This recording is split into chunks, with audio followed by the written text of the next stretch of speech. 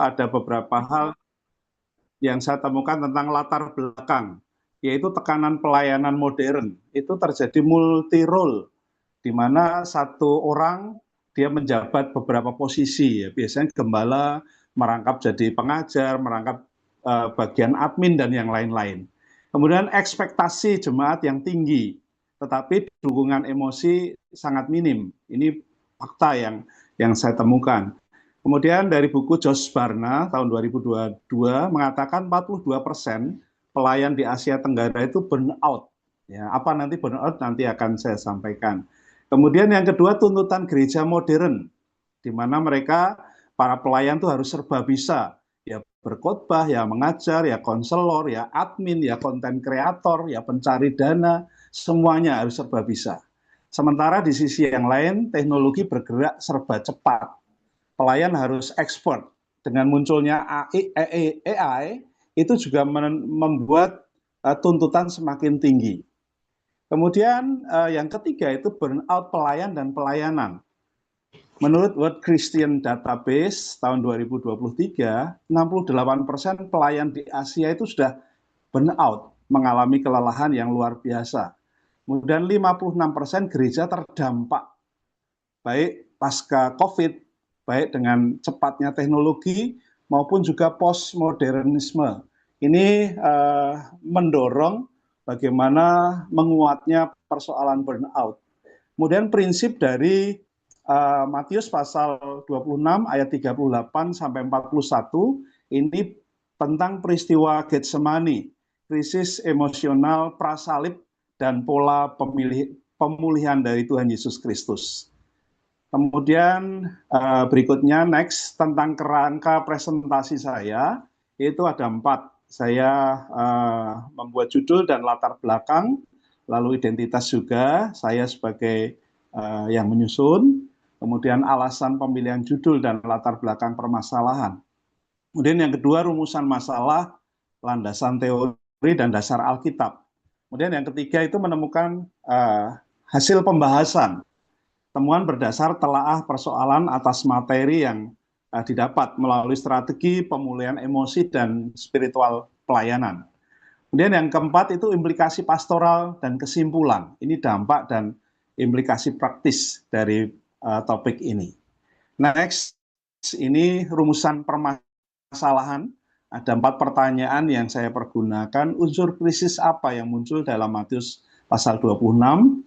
Bagaimana pola krisis Yesus di Getsemani dapat menjadi model konseling burnout. Lalu yang kedua, bagaimana teori konseling krisis Norman Wright dan penulis lain menjelaskan proses pemulihan.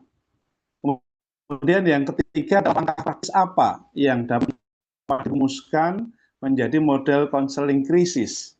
Yang keempat adalah bagaimana implikasi model ini bagi pembinaan pelayanan gereja masa kini. Nah, ini tentang burnout pelayan. Apa itu?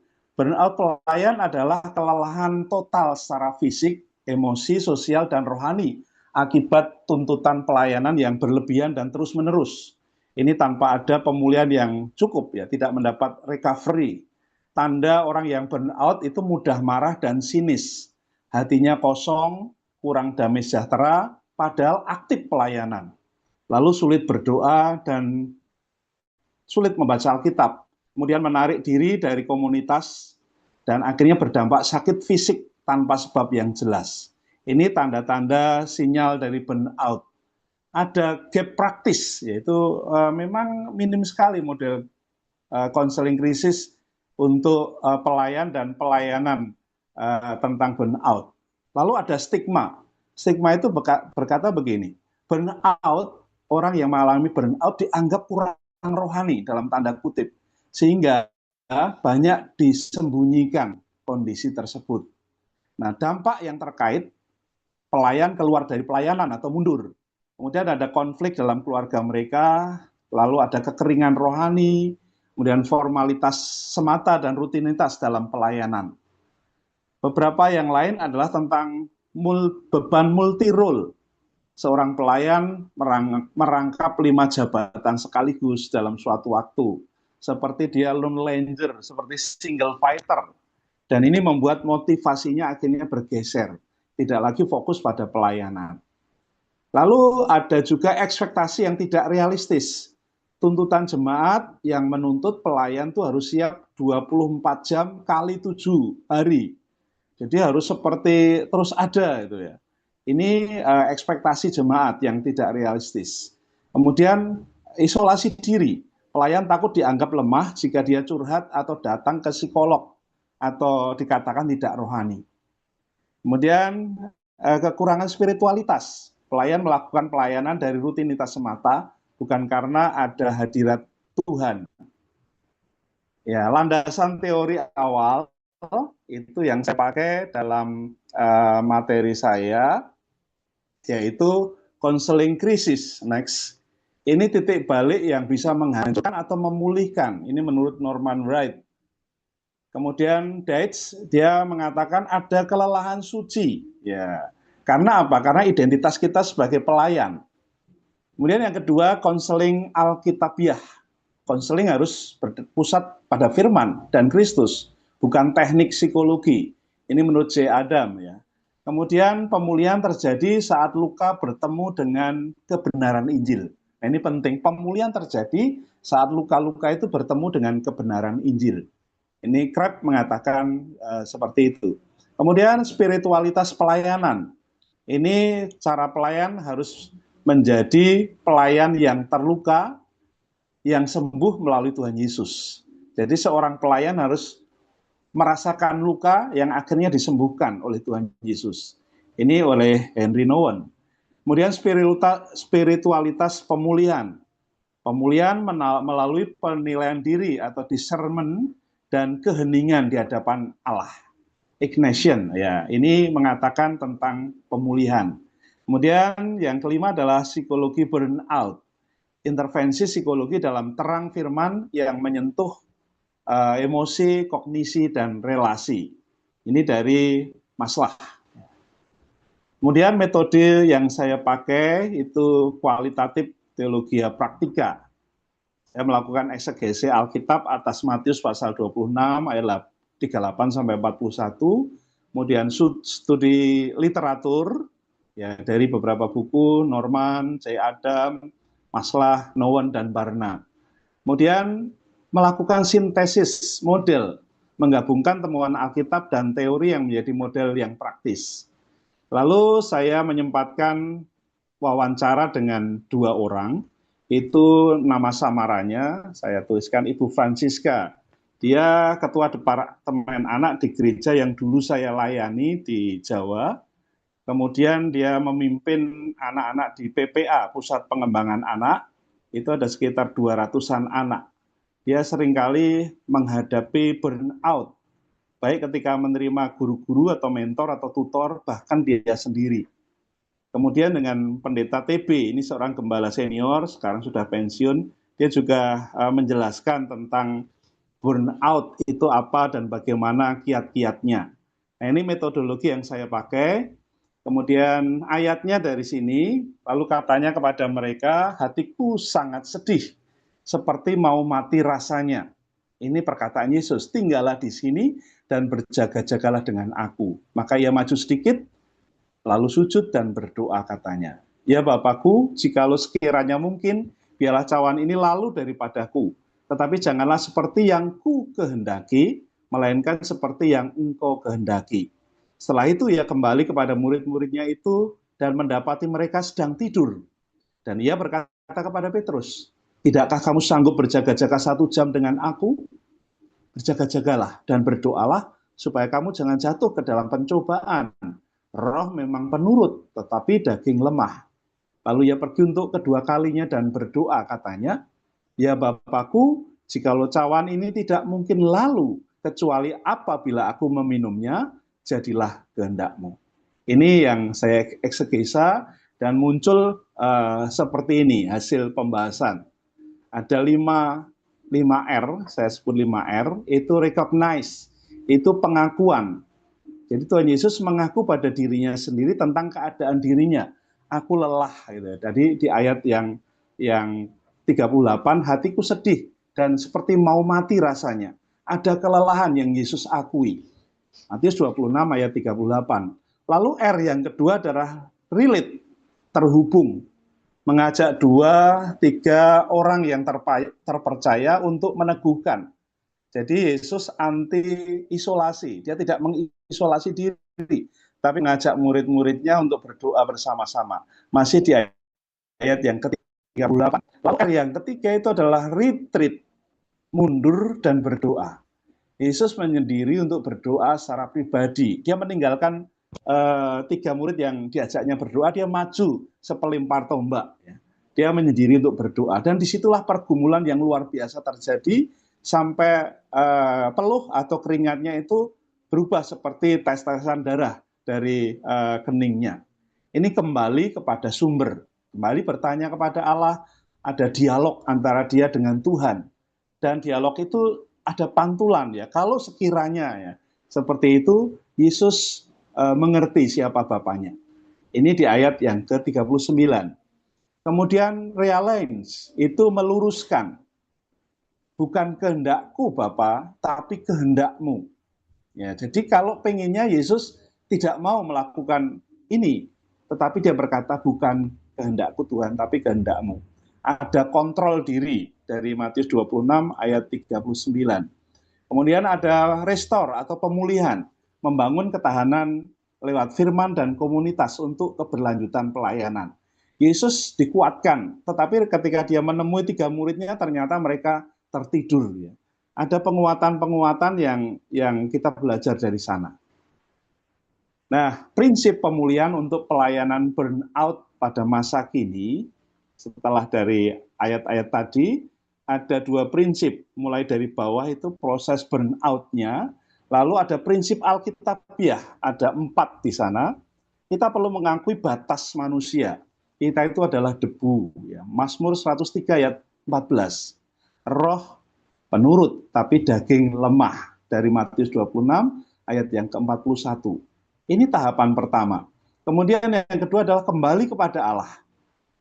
Bukan cuma aktivitas buat Allah atau pekerjaan Tuhan, tapi Yesus membangun kebutuhan dirinya, yaitu dia perlu menyendiri dan berdoa, bertemu, berdialog, dan dia konseling dengan Bapaknya. Buat kita dari Matius pasal 11 ayat 28, Tuhan Yesus berkata, marilah kepadaku semua yang letih lesu dan beban berat, aku akan memberikan kelegaan kepadamu. Kemudian yang ketiga adalah hidup dalam komunitas. Komunitas yang terpercaya melahirkan kekuatan, kesatuan, dan kemajuan. Yesus punya komunitas di antara 12 muridnya itu, dia punya yang inti juga, 3 orang itu, Petrus, Yohanes, dan Yakobus. Hidup dalam komunitas.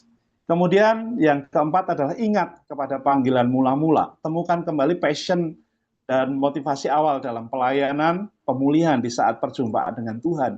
Wahyu 2 ayat yang keempat. Nah, kiat praktisnya apa di bagian bawah itu? Yang pertama, mengaku jujur dengan Tuhan. Tidak menyimpan sendiri beban dan permasalahan. Karena kita terbatas dan memiliki kelemahan.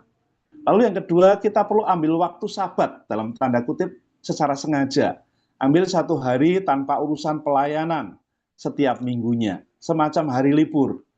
Ini dikuatkan dari Markus 2 ayat 27. Kemudian yang ketiga, hidup dalam komunitas itu juga ada pendelegasian. Tugas para pelayan tidak harus dipikul sendiri, tetapi melengkapi tubuh Kristus, bukan mengerjakan semuanya sendirian. Lalu yang penting, panggilan yang mula-mula itu seperti mengisi ulang secara rohani.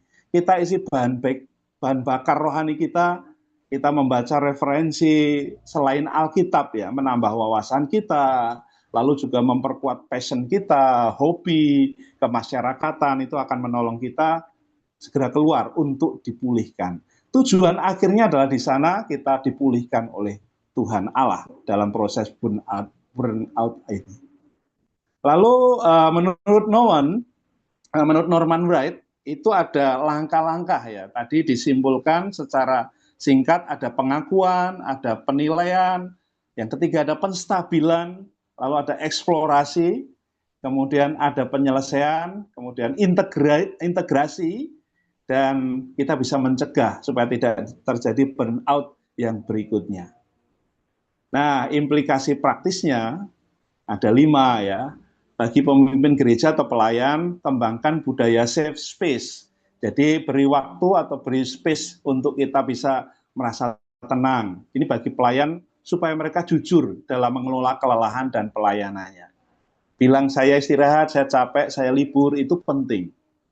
Kemudian bagi pelayan Tuhan, jadwalkan Getsemani pribadi. Jadi pergi ke tempat tersembunyi secara rutin, sebulan sekali, ke bukit doa atau ke tempat lokasi rohani ya. Kita dikuatkan di sana, doa puasa secara rutin atau hal-hal sejenisnya. Kemudian bagi jemaat Tuhan, ubah ekspektasi tentang pelayan dan pelayanan. Doakan pelayan dan bukan menuntut pelayan untuk memenuhi semua tugas-tugas. Jadi tidak ada 24 kali 7 hari. Pasti harus ada diberi kesempatan beristirahat. Kemudian bagaimana dengan program gereja? Gereja bentuk tim pendampingan pelayan dengan pelatihan dasar konseling krisis. Sehingga kalau mereka menghadapi situasi, mereka bisa ada teman-teman dan tidak jatuh dalam burnout. Kemudian upgrade skill, beri kesempatan para pelayan untuk mengupgrade dirinya dengan belajar secara keilmuan, secara seminar, mentoring, coaching, atau kegiatan-kegiatan yang membuat kemampuan dan bekalnya bertambah. Nah, sebagai kesimpulan, krisis atau burnout bukanlah kegagalan rohani, tetapi menjadi sebuah undangan untuk bergantung kepada Allah melalui firman-Nya, komunitas, dan doa. Model 5R dari Matius 26 ayat 38 sampai 41 memberi kerangka praktis untuk mencegah dan memulihkan burnout pelayanan. Demikian dari saya untuk materi yang dipercayakan kepada saya. Terima kasih. Oke, baik. Puji Tuhan. Terima kasih Pak Noto. Nah, ini yang Iya. kita lihat kedua yang benar-benar mengikuti format artikel jurnal seperti tadi yang Epifania juga ya. Nah, ini namanya karya tulis ilmiah ya, ilmiah. Nah, nanti memang di perguruan tinggi ya formatnya seperti ini dan lebih lagi nanti isinya ya. Nah, isinya apa yang disampaikan oleh Pak Noto tadi ini. Nah, ini sangat berkualitas sekali, sangat bermutu sekali ya, luar biasa. Memang hamba Tuhan, pelayan Tuhan, entah itu gembala sidang, itu ada memang saat-saat mengalami kelelahan, bahkan kejenuhan, ya. Ya, itu banyak faktor. Tadi Bapak sudah presentasikannya. Ya, faktor kelelahan itu disebabkan terlalu banyak tanggung jawab, terlalu banyak jadwal, tidak ada pendelegasian, dia kerjakan sendiri, kan begitu ya. Iya. Dan yang lain sebagainya ya.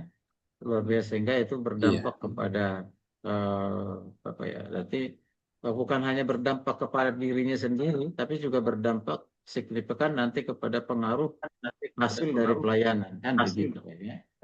Oke, silakan teman-teman kalau ada yang mau Iya. bertanya satu dua orang, mungkin ada yang mau bertanya tadi silakan. Tidak ada. Mungkin di antara kita ada yang pernah mengalami kelelahan. Pak Darmin, mungkin silakan. Izin Pak, Iya.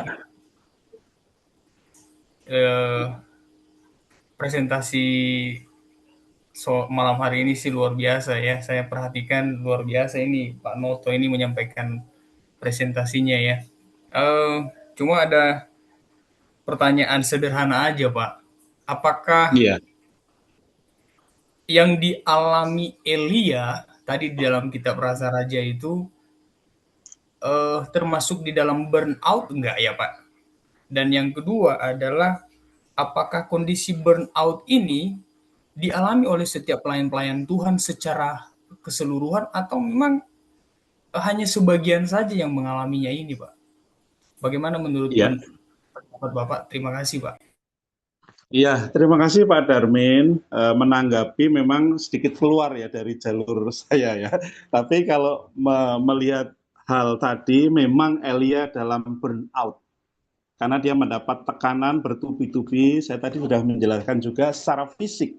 Dia sudah kelelahan, karena dia mengalahkan 450. Coba bayangkan membunuh 450 seorang diri. Kalau bukan karena Tuhan, itu pasti tidak bisa. Dan sesudah itu dia kelelahan. Nah, kelelahannya itu menurut pengamatan saya adalah rohnya dia lelah karena dia melawan roh jahat pada waktu itu. Yang kedua adalah fisiknya, karena dia jelas melakukan dengan tenaganya bahwa dia sudah melakukan perlawanan. Terbukti bahwa dia berhasil membunuh. Kemudian secara sosial, ya, dia sendirian, dia seorang sendiri, single fighter. Nah, itu yang terjadi di case saya ya, atau di topik saya. Ketika kita sendirian, kita akan cepat lelah. Kalau kita ingin jalan cepat, ya kita memang bisa sendirian. Tapi kalau kita ingin jalan kuat, ya kita harus bersama-sama. Nah, di makalah yang disebutkan tadi Pak Charles ya, memang Tuhan berkata, aku menyisakan 7.000 orang buat kamu. Tapi saat perlawanan itu tidak nampak. Dan itu yang saya sebut sebagai burnout di masa Elia. Itu untuk yang pertama. Kemudian yang kedua semua hamba Tuhan akan mengalami burnout. Ya, semua. Jadi entah itu gembala, entah itu pengajar, entah itu penginjil, semua akan mengalami masa-masa itu. Yang menjadi berbeda adalah bagaimana dia memanajemen waktunya. Kemudian bagaimana dia memiliki pola hidup, pola pelayanan, dan pola yang Tuhan Yesus ambil hari ini itu luar biasa. Walaupun dia punya teman-teman, ya dia punya komunitas, ada 12 murid, ada 3 murid, tapi dia tetap harus punya pola konseling dengan Bapa. Nah, ini hamba-hamba Tuhan harus belajar betul dari Getsemani ini. Karena peristiwa Getsemani ini peristiwa yang luar biasa menurut saya. Dari sisi fisik ya, Yesus sampai mungkin kalau saya bilang stres ya, sampai pecah pembuluh darah dan keluar seperti tetes-tetes darah, itu secara medis itu pembuluh di dalam otak atau di dalam kepala itu pecah dan keringatnya itu bisa keluar, dan itu terjadi kalau orang itu bisa stroke. Nah, tapi Yesus karena Tuhan ya pergumulannya luar biasa, ini secara fisik. Secara roh ya tadi sudah saya jelaskan panjang lebar, Tuhan ini kalau aku mau ya jangan, tapi kalau Tuhan kehendaki ya sudah. Nah, seperti itu. Nah, yang membedakan begitu Pak Darmin, bahwa kita punya manajemen, dan yang kedua selain manajemen juga adalah pengalaman pelayanan. Jadi pengalaman pelayanan jangan sungkan untuk belajar. Kalau saya itu selalu belajar bukan hanya kepada yang tua, tapi yang kepada yang muda-muda saya juga suka belajar, menyerap ilmunya, dan mempraktekkan. Jadi mengurangi bagaimana burnout itu terjadi. Nah, begitu Pak Darmin. Mohon maaf Oke, saya tutup kamera karena ya, suaranya putus-putus. ya Pak, nggak apa-apa Pak, karena setelah Bapak tutup kamera, suara Bapak jelas, ya, dan juga Oh iya tadi iya bisa iya. presentasi, ya. Nah, Iya. kalau sudah selesai presentasi nanti baru bisa kembali dibuka. Ya, ini karena waktu yang membatasi kita sudah jam berapa nih? 20.42 ya. Kita selesai setengah 9. Yang belum sempat hari ini, Noprianto dan yang lain, nanti kita lanjutkan di Rabu depan. Dan juga saya lupa bahwa Pak siapa ini Pak Darmin juga waktu itu sudah presentasi belum masuk dalam untuk itu ya tanya jawab ya, kalau nggak salah Pak ya Pak Darmin. Sudah Pak, sudah tanya jawab Pak, termasuk Pak Jimmy yang tanyakan kemarin itu Pak tentang Oh, kondisi oh yang oke kita oke oke. konseling gitu Pak. Iya Ya Pak. ya ya oke oke oke baik. Berarti udah Tapi kalau ada pertanyaan juga boleh Pak, nggak apa-apa. ya udah cukup. Nantilah kita beratur waktu lagi ya, nah diskusi itu ya. Ya, memang Pak Jim ini paling rajin luar biasa ya. Nah, ya untuk bertanya memang benar-benar ingin mendapatkan menambah sesuatu ya dalam pelayanan ya. Oke, jadi sekali lagi apa yang dikatakan oleh Pak Noto melalui jurnal atau karya tulisnya tadi itu dialami oleh semua hamba Tuhan, pelayan Tuhan, ya. Dan yang membedakan adalah bagaimana menyikapinya dan bagaimana trik yang digunakan dalam penyelesaiannya, ya. Itu yang membedakan. Ada yang cukup lama bahkan membawa kepada suatu sakit, ya, kelelahan. Ada yang cepat ya ditangani sehingga tidak membawa kepada kelelahan yang jangka panjang, begitu, jangka panjang. Memang umumnya hamba Tuhan ya agak sulit untuk konseling karena dia sendiri adalah seorang konselor kan gitu. Lalu pada posisi tertentu, situasi tertentu mengalami juga namanya persoalan di posisi konseling atau klien gitu. Nah, nah dia menganggap, aduh, kalau saya konseling, nah nanti apa kata dunia kan gitu, apa kata orang kan gitu. Hamba Tuhan juga punya persoalan masalah ternyata. Emang betul. Ya. Nah, ini yang dulu dan pernah saya katakan. Kenapa tidak ada misalnya tingkat sinode atau tingkat sinode lah yang mempersiapkan namanya pelayanan konseling khusus untuk hamba Tuhan, kan gitu. Biro konseling untuk hamba Tuhan. Ya, nanti yang junior, yang senior-seniornya lah di situ kan begitu ya. Nah, yang nangani itu supaya hamba Tuhan ini kalau di lingkungan sinode mungkin masih mau barangkali, tapi kalau di lingkungan jemaat, waduh, dia gembala lalu konseling kepada pendeta mudanya, pengerjanya, gitu kan. Tapi kalau bertukar pikiran boleh kan begitu, ya minta didukung doa, iya. Tapi kalau konseling sifatnya pribadi, agak segan, ya, ya untuk curhat lah, menyampaikan apa yang sedang dialami kan begitu ya. Ya, ya udah dengan istri aja, bagi yang masih punya istri kan curhat itu sampaikan. Kalau istrinya mau dengar dan mengerti kan begitu, ya. Ya, tapi makanya kita hamba-hamba Tuhan pastikan istri kita yang mengerti pelayanan. Mengerti pelayanan. Kalau nggak mengerti pelayanan ya sudah repot kita kan begitu ya. Oke, baik itu ya. Silakan Pak Noto, mungkin silakan statement penutup Pak sebelum kita selesaikan. Ya, saya banyak diberkati tadi penjelasan Bapak meneguhkan saya bahwa burnout itu juga pernah saya alami, khususnya ketika ditinggalkan istri ya, pulang ke pangkuan Tuhan. Itu sempat membuat kelelahan ya, karena biasanya berbagi dengan istri. Pendeta kan tidak boleh cerita ke jemaat ya, itu pamali ya. Jadi harus simpen. Paling yang tahu hanya istri. Dan itu membuat burnout kami tambah luar biasa. Tapi kami punya wadah, Pak. Namanya di denominasi itu ada namanya Dewan Kehormatan. Jadi di atas pendeta-pendeta itu ada pendeta senior, Pak. Biasanya sudah emeritus, sudah pensiun, itu mereka berkumpul sekitar 5-6 orang. Nah itu biasanya kita telepon, Pak saya gini-gini, kita diberi nasihat. Jadi itu sedikit tadi Bapak menyinggung itu. Nah statement terakhir saya, burnout itu bukan suatu kegagalan, tapi burnout adalah cara kita bergantung kepada Tuhan. Dan dengan burnout itu kita bisa mengukur diri kita bahwa kita adalah pelayanan yang sebenarnya punya talenta-talenta yang bisa kita kembangkan dengan apa yang Tuhan berikan. Itu Pak dari saya, terima kasih, Tuhan memberkati. Puji Tuhan, amin. Maka amin.